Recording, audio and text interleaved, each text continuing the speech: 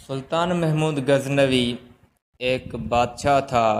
किसी सफ़र से वापस आकर अपने बिस्तर पर लेटा तो उसको बिस्तर पर नींद नहीं आ रही थी, बेचैनी महसूस हो रही थी।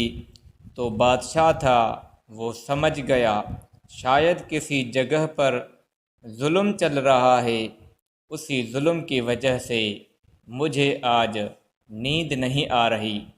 मेरी रियासत में और मेरी ही बादशाही में किसी पर जुल्म हो रहा है, जिसकी वजह से मैं आज तड़प रहा हूँ।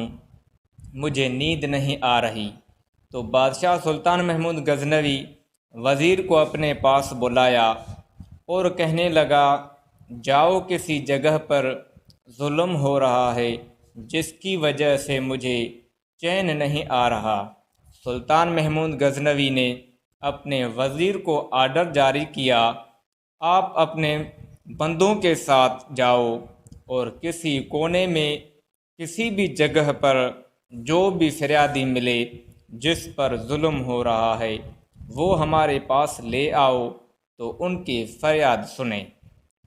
जब बादशाह महमूद गजनवी आर्डर जारी हुआ तो वज़ीर ने अपने बंदों के साथ रातों रात में ही जगह ढूंढनी, लेकिन उनको कोई भी फरियादी नहीं मिला जिस पर जुल्म हो रहा था।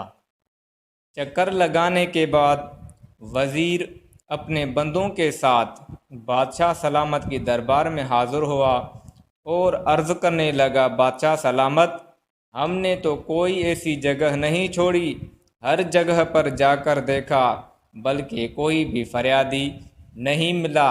शायद आपकी सोच मुताबिक कोई और मसला हो, अलबत्ता उसके बारे में न कोई फरियादी मिला, न किसी पर किसी किस्म का शायद जुल्म चल रहा हो। उसके बाद अब वही बादशाह जाकर अपने बिस्तर पर सोने के लिए गया तो फिर भी वही हालत है, उसको नींद और चैन नहीं आ रहा था। उस बेचैनी से तंग आकर वो खुद ही अपने बिस्तर से उठकर घर से बाहर निकलकर खुद ही ढूंढने लगा कि किस पर जुल्म हो रहा है, वो कौन हो सकता है। जब वो बादशाह सुल्तान महमूद गजनवी अपने महल से बाहर निकले तो उसके महल के पीछे एक गरीब की झूपड़ी थी। वो बड़े आवाज़ से अल्लाह से दुआ कर रहा था कि अल्लाह मेरा गवाह रहना, बादशाह अपने महल में अपनी सल्तनत में आराम कर रहा था, उसी वक़्त मुझ पर जुल्म हो रहा था। ये बादशाह उस मज़लूम शख्स की बादशाह महमूद गजनवी ने सुनकर उसको जवाब दिया, हाँ मुझे बताओ आपके साथ क्या मसला है। वो शख्स अपने मकान से बाहर निकलकर सुल्तान महमूद गजनवी उस बादशाह से बात बताने लगा कि आपके महल से कोई बंदा आता है, रात के टाइम मुझे तंग करता है, मेरी बीवी के ऊपर जुल्म करता है, मारता है और जुल्म और ज़्यादती करके वापस चला जाता है। अगर आपकी सल्तनत से लोग हम गरीबों पर जुल्म करेंगे तो हम किस को फरियाद करेंगे अल्लाह के सिवा। बादशाह सलामत ने उस शख्स को कहा कि क्या आप उस शख्स को जानते हो या उसके नाम को। उस शख्स ने बादशाह सलामत को जवाब दिया, मैं नहीं जानता उस शख्स को न उस शख्स के नाम को।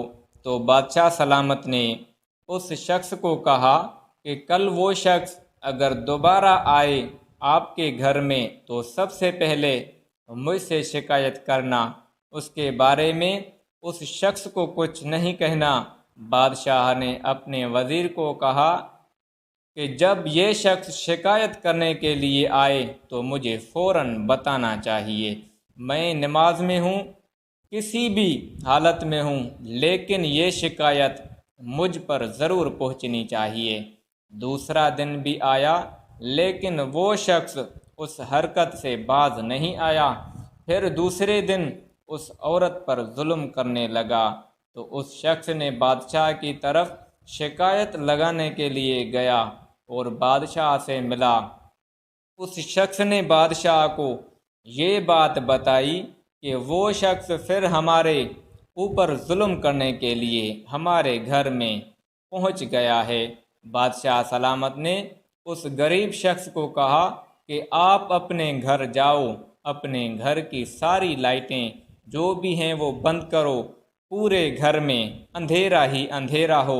वो शख्स अपने घर वापस आया, अपने घर की जो लाइटें थी वो लाइट बंद करके अपने घर में अंधेरा किया।